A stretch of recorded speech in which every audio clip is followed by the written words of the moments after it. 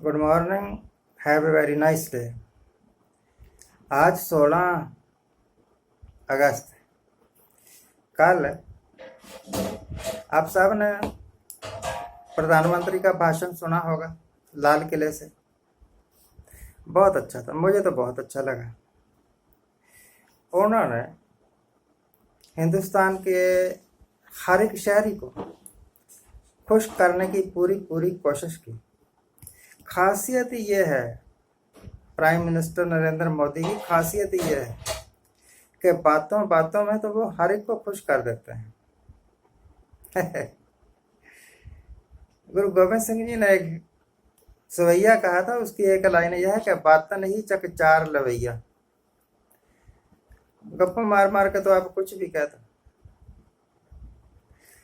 परंतु हकीकत में आपको क्या मिला वो मेरे से बेहतर आप जानते हैं। आगे क्या मिल जाएगा इसकी एक छोटी सी उदाहरण मैं आपको दे जाऊंगा जाते जाते। आज सूर्य है ना, जो सूर्य सन, वो कर्क राशि छोड़ के सिंह राशि में जा रहा है। आज तक ये सावन का महीना चल रहा था और आज से शाम 7 बजे के बाद सूर्य सिंह राशि में जाएगा, मतलब भाद्रपद का महीना शुरू हो जाएगा। यानी आज संक्रांत है। आसान लफ्जों में कहे तो आज संक्रांत, भाद्र महीने का पहला प्रविष्ट आज से शुरू हो।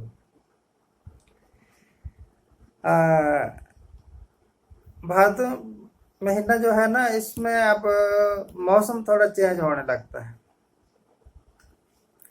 दिन में काफ़ी गर्मी, काफ़ी हुमस, और रात में थोड़ा थोड़ा ठंड का एहसास होना शुरू होगा। जैसे जैसे भादों का महीना आगे बढ़ेगा, मौसम की तब्दीलियां आपको दिखनी शुरू होगी। जो आपने फसलें बोई हुई थी उनमें भी अब सिट्टे बढ़ना शुरू होंगे।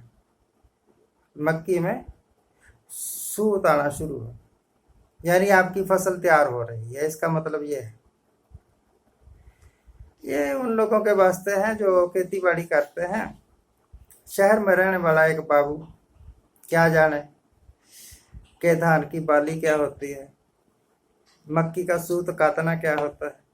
ये अलग चीज़ें हैं, उनकी समझ से परे हैं, क्योंकि वो सिविलाइज्ड हैं। सिविलाइज्ड लोग जो है ना, जो अपने आप को समझते हैं मॉडर्न लोग, उनके वास्ते ये चीज़ें वैसे भी यूजलेस हैं और उनको समझ भी नहीं आएंगी।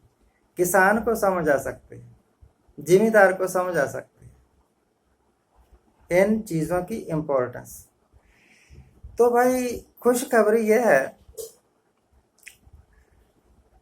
कि आपको ये तो पता ही है कि इंडियन रेलवे अपने वो रूट्स जो सबसे ज़्यादा व्यस्त रूट रहते थे, जिन रूट्स पर ट्रेन्स ओवरलोडेड होकर चलती थी और जो मोस्ट प्रॉफिटेबल रूट्स थे, उनके ज़्यादा करके रूटों पर इंडियन रेलवे ने प्राइवेट ट्रेनें चलवानी शुरू कर दी। यानी अब वहाँ पर सेठों की ट्रेन चलेंगी, सरकारी भी चलेंगी, कुछ सरकारी भी चलेंगी, ताकि लोग एकदम आग बबूला ना हो जाए कि गवर्नमेंट ने हमारे इंटरेस्ट के साथ खिलवाड़ किया। अगर एक ट्रेन, प्राइवेट ट्रेन 9 बजे निकल रही है ना किसी रूट से, तो उसके 1 घंटा बाद तक कोई भी ट्रेन, सरकारी ट्रेन, उस रूट पर नहीं चलेगी।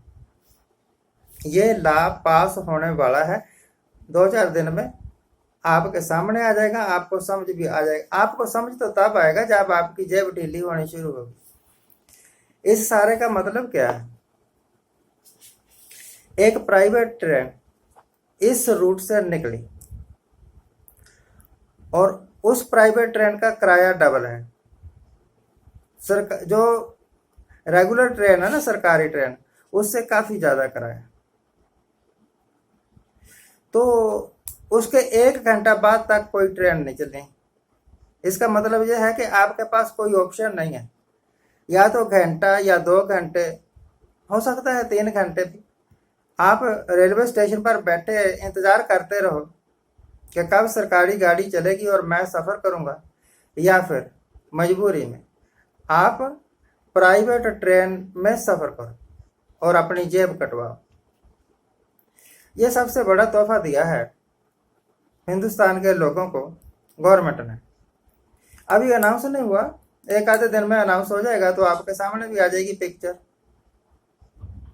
यह है सबका साथ, सबका विकास और सबका विश्वास।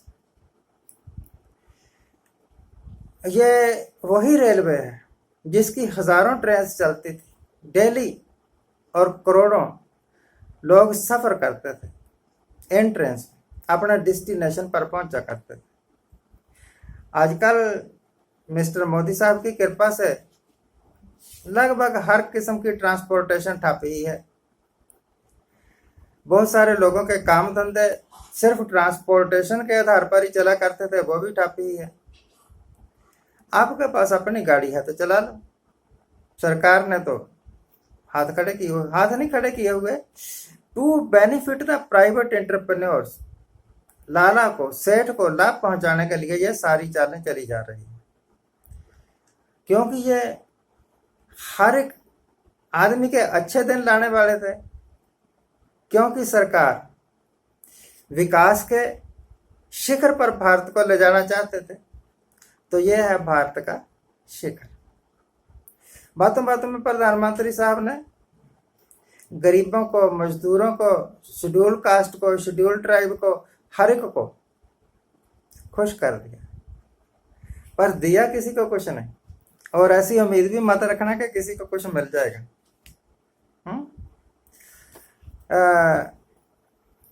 प्रधानमंत्री साहब भाषण तो आप बहुत अच्छा देते हैं, आपसे अच्छा भाषण देने वाला इस दुनिया में आज तक कोई आया ही नहीं, परंतु आपसे घटिया काम करने वाला भी आज तक कोई नहीं आया। आपको बताइए, अगर ना ये सरकार हिंदुस्तान के सरकारी हॉस्पिटल्स की दशा भी सुधार देती ना, तो मैं समझता कि इन्होंने बहुत बड़ी उपलब्धि प्राप्त कर ली। पर कुछ नहीं, जीरो ही है। आपने देखा बिहार में, यूपी में सरकारी हॉस्पिटल्स का हाल क्या है। कई जगह कुत्ते घूमते रहते हैं आवारा, कई जगह हॉस्पिटल में बारिश का पानी घुस जाता है। तो सपने दिखाने हैं कि हम आपको 100 स्मार्ट सिटी दे देंगे, सपने दिखाना है कि हम आपके वास्ते बुलेट ट्रेन ला देंगे। जरूरत ही कोई नहीं ऐसी। जो शहर जैसे हैं उनको वैसे रहने दो, बस उन्हीं को जरा सुधार दो, उनकी पानी का निकासी का प्रबंध कर दो। इतने इतने बड़े लाखों करोड़ों अरबों रुपए के प्रोजेक्ट आप अनाउंस कर रहे हैं, कभी 2-4 अरब रुपया लगा के बिहार में और क्या बोलते असम में, बंगाल में जो नदियां बहती हैं उनमें से सिल्टी बाहर निकलवा देते हैं। रेत से नदियां भर चुकी हैं, इस करके बाढ़ें ज्यादा आती हैं। अगर उन नदियों का प्रबंधन नहीं करवा देते तो वहां पर बाढ़ की समस्या खत्म हो जाती ना। पर ये कौन करे? इससे सरकार को क्या फायदा है? सरकार को तो फायदा तभी है जब हर साल बाढ़ आती रहे, हर साल लोगों के आशियाने उजड़ते रहें, और हर साल महाराज ये तो अब है ना प्राइम मिनिस्टर, फिर कोई और आ जाएंगे, फिर कोई और आ जाएंगे, नई नई अनाउंसमेंट्स करते हैं, तभी चलेगी सरकार। अगर कोई पक्का ठोस काम कर दिया तो उसके बाद करने के लिए रह क्या जाएगा। आज के लिए इतना ही। यह हकीकत है, यह हर एक इंडियन सिटीजन का दर्द है जो मैंने आपके सामने रखा है। आज जिनका जन्मदिन है उनको हैप्पी बर्थडे, आज जिनकी मैरिज एनिवर्सरी है उनको बहुत बहुत शुभकामनाएं। सदा सुखी रहिए, आनंद प्रसन्न रहिए, सदा खुश रहिए। आपको अनुरोध है कि आप हमारे चैनल को सब्सक्राइब करिए, शेयर करिए, लाइक करिए।